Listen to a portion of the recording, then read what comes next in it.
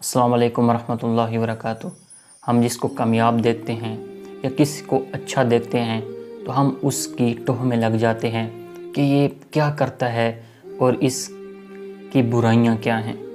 हम उनकी अच्छाइयों के बदले उनकी बुराइयां देखने लग जाते हैं।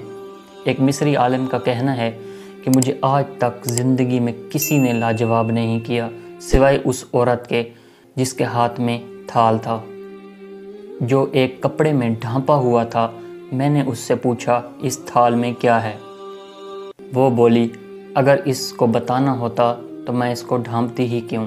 तो उसकी इस बात ने मुझे शर्मिंदा कर दिया।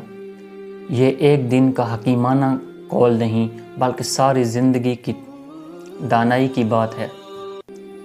कोई भी चीज़ अगर छुपी हुई हो तो उसकी इंकशाफ की कोशिश ना करो।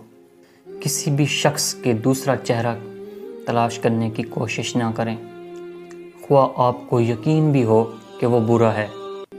यही काफ़ी है कि उसने तुम्हारा एहतराम किया और अपना बेहतर चेहरा तुम्हारे सामने पेश किया। बस इसी पर इक्तिफा करो। एक कहावत है, अगर दिल पढ़े जाते तो दिल दहल जाते। हम में से हर एक का एक बुरा रुख होता है जिसको हम अपने आप से भी छुपाने की कोशिश करते हैं। अल्लाह ताला हम सब की दुनिया और आखिरत में पर्दा पोशी फरमाए। आमीन।